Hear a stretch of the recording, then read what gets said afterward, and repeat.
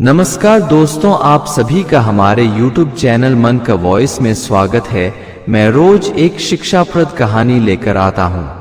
चलिए कहानी शुरू करते हैं। कहानी का शीर्षक है एक चक्रवर्ती राजा जिसने अपनी जवान बेटी को बूढ़े ब्राह्मण को दान में दे दिया। एक नगर में नीलकंठ नाम का राजकुमार अपने पिता की अकाल मृत्यु के बाद कुंवारा ही गद्दी पर बैठा। चूंकि राजदरबार के धर्म गुरुओं का मानना था कि राजा को कुंवारा गद्दी पर नहीं बैठना चाहिए, मगर परिस्थिति ही ऐसी आ गई थी कि दूसरा कोई विकल्प नहीं था।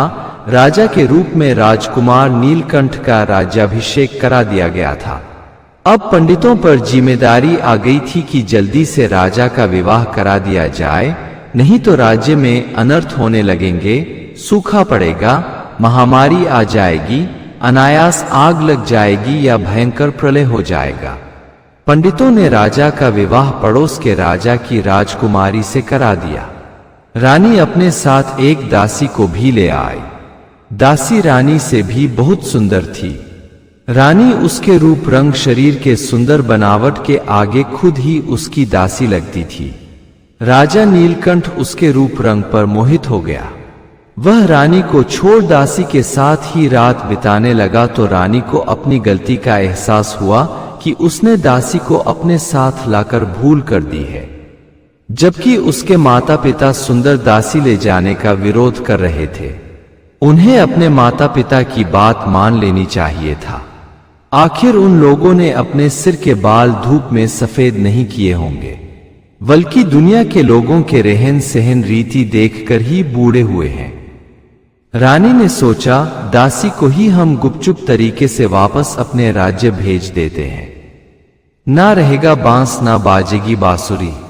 मगर इस बात की भनक राजा और दासी को लग गई तो विधिवत दासी से विवाह कर उसे अपनी महारानी बना लिया। अब तो रानी भी उसके अधीन होकर रह गई। समय बीतता गया। रानी को एक लड़की हुई, जबकि दासी ने 2 पुत्रियों को एक साथ जन्म दिया।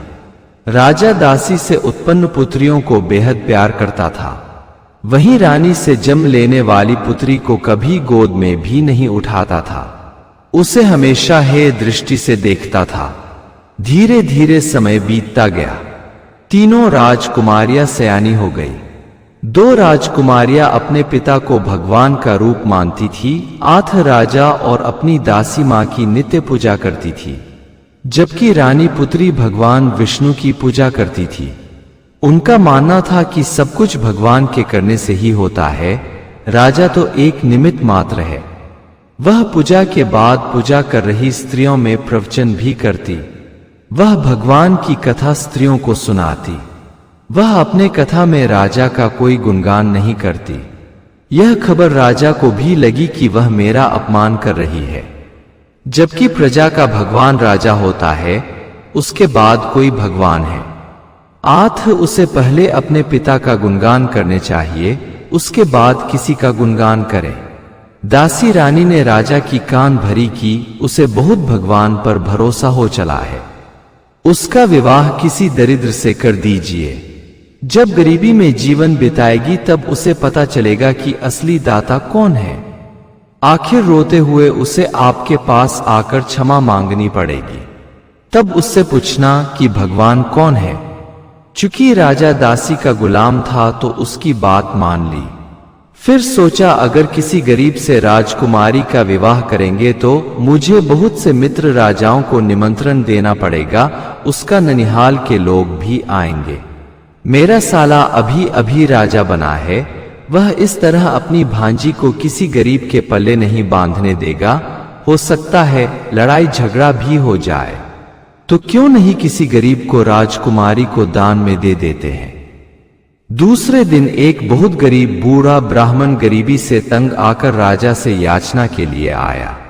बड़ी राजकुमारी भी संयोग से वहीं थी। दासी ने राजा से इशारा किया, यही उचित अवसर है, इसे बूढ़े ब्राह्मण को दान में दे डालिए। उधर राजकुमारी बोली, पिताजी ब्राह्मण को कुछ ऐसा दान दे डालिए कि फिर इसे दोबारा मांगने की जरूरत ना पड़े। राजा ने राजकुमारी से कहा, मैं तुम्हें ही ब्राह्मण को दान में दे देता हूं। जाओ इस बूढ़े के साथ। बहुत भरोसा है तुम्हें भगवान पर, तो देखता हूं कैसे तुम्हारा भगवान इस बूढ़े को जवान बना देता है। राजकुमारी बोली, जैसी पिता की आज्ञा और हरि की इच्छा, वह ब्राह्मण के साथ चल पड़ी। रास्ते में ब्राह्मण राजकुमारी से कुछ नहीं बोला। राजकुमारी सोचती रही, भगवान की कैसी लीला, क्या यह ब्राह्मण ही मेरा पति बनेगा, जिसे अब ठीक से चला नहीं जाता, मगर उसे भगवान पर पूरा भरोसा था। ब्राह्मण जब अपने घर पहुंचा तो दरवाजे पर अपनी बूढ़ी पत्नी को आवाज लगाया, भाग्यवान बाहर निकलो, देखो भगवान ने हमें पुत्री दे दी है। तुम बेटे बेटी ना होने के कारण दुखी रहती थी, तो आज वो कमी भगवान ने पूरी कर दी है, हमें ये पुत्री दान में मिली है। राजकुमारी अभी तक असमंजस में थी कि पता नहीं ये ब्राह्मण मेरा क्या करेगा, मगर यह सुनते ही कि ब्राह्मण ने मुझे पुत्री बना लिया है, वह उसके सीने से लिपट गई। उसने ब्राह्मणी के पैर छुए। जब ब्राह्मणी ने सारा हाल जाना कि राजा ने दासी रानी के कहने पर बुरी नियत से बूढ़े ब्राह्मण को दान कर दिया, मगर उसे नहीं पता था कि सब उसके तरह पतित नहीं होते। उस मूर्ख को यह भी पता नहीं कि उम्र के हिसाब से रिश्ते बनते हैं। ब्राह्मणी बोली, बेटी तू चिंता मत कर, हम गरीब ही सही, मगर तेरी शादी राजकुमार से ही करेंगे। हमें भगवान पर पूरा भरोसा है, वे एक पतिव्रता ब्राह्मणी की जुबान की लाज जरूर रखेंगे। आज से तू मेरी बेटी बन गई है, तो हर माता पिता की इच्छा होती है कि वो अपनी बेटी का विवाह अपने से भी बड़े उच्च कुल में करे, किसी राजकुमार से करे कि बेटी जिंदगी भर रानी बनकर राज करे। और ब्राह्मणी ने ब्राह्मण को चेताया, आज के बाद आप कभी राजदरबार मत जाना, हम उस दरबार का दूषित अन्न और जल नहीं ग्रहण कर सकते। इस तरह राजकुमारी ब्राह्मण की बेटी बन उसके घर रहने लगी। एक दिन राजकुमारी ब्राह्मणी से जिद कर कुंबे पर पानी लाने गई। चूंकि उसे पानी निकालना नहीं आता था, तो दूसरी स्त्री ने उसे पानी निकाल कर दे दिया। संयोग बस एक दूसरे राज्य का राजकुमार रास्ता पकड़ घोड़े से जा रहा था। उसे जोरों की प्यास लगी थी, तो घोड़े से उत्तर कुंबे के पास चला गया।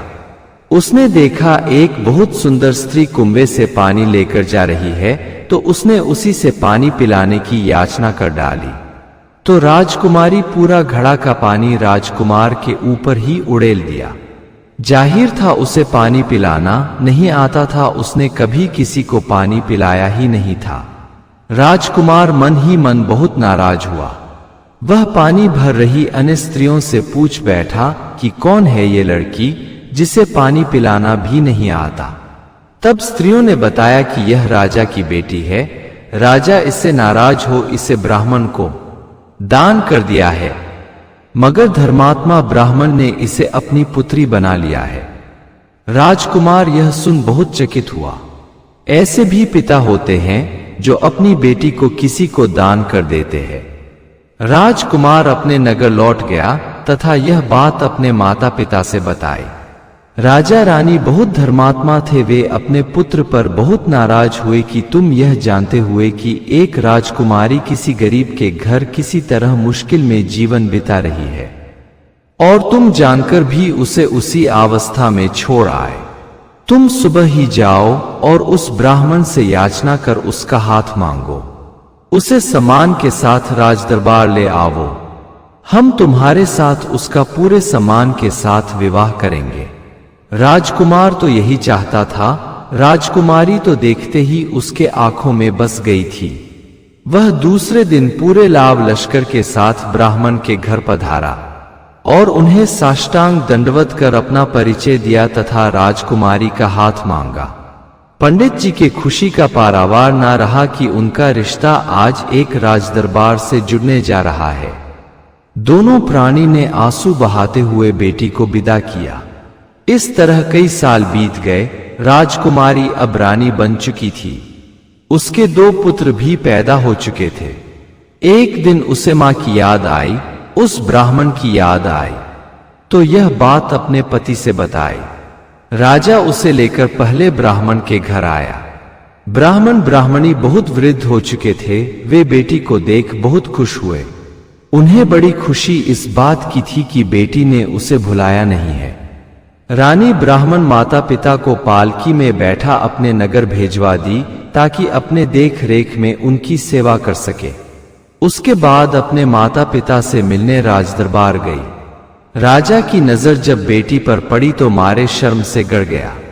उसने तो बेटी को नर्क में धकेलने में कोई कोरकसर नहीं छोड़ी थी, मगर वह तो उसके सीने पर आज एक राजरानी बनकर खड़ी है।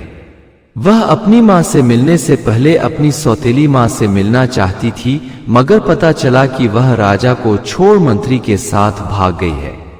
वह अपनी दोनों बहनों के विषय में जाननी चाही तो पता चला एक बीमारी के कारण भगवान की प्यारी हो गई और एक विवाह के दूसरे दिन ही विधवा हो गई।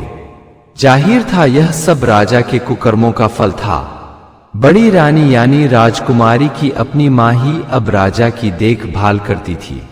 जब उसे पता चला कि मेरी बेटी जिसे राजा ने दान दे दिया था वह राजरानी बन गई है और मिलने आई है, तो दौड़ते हुए बेटी से लिपट गई।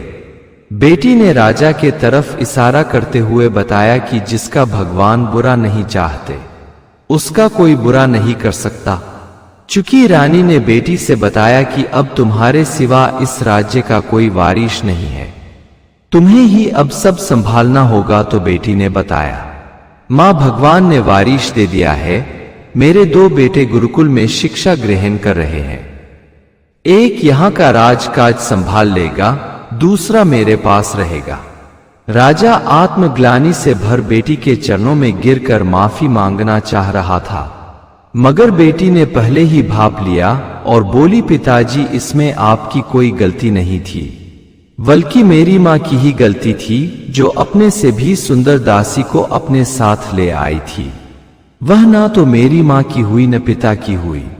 उसकी कुकृत्य और पिता की वासना की लोलुपता के कारण ही हमारा राजवंश डूबने के कगार पर आ खड़ा हुआ है। एक बात तो मेरे पिता ने भी देख ही लिया कि जिसका भगवान बुरा नहीं चाहता उसका इस संसार में कोई बुरा कर ही नहीं सकता। भगवान ने जिसके किस्मत में जो लिख रखा है उसे मिलकर ही रहता है। चूंकि राजा ने मुझे ब्राह्मण को सौंप दिया था, मगर ब्राह्मण ने मुझे पुत्री बना लिया। अब वे ब्राह्मण माता पिता वृद्ध हो चुके हैं। मैंने उन्हें अपने राजदरबार में भेजवा दिया है। अब उनकी सेवा कर उनके उपकार का ऋण भी तो चुकाना है। इस प्रकार अपने माता पिता से आज्ञा ले अपने नगर को अपने पति के साथ लौट गई। अगर आपको मेरी कहानी अच्छी लगी हो तो मेरे चैनल मन का वॉइस को सब्सक्राइब करें, लाइक करें और कमेंट बॉक्स में राधे राधे जरूर लिखें। आपसे पुनः मिलते हैं एक नई वीडियो के साथ। तब तक के लिए आपको और आपके पूरे परिवार को राधे राधे।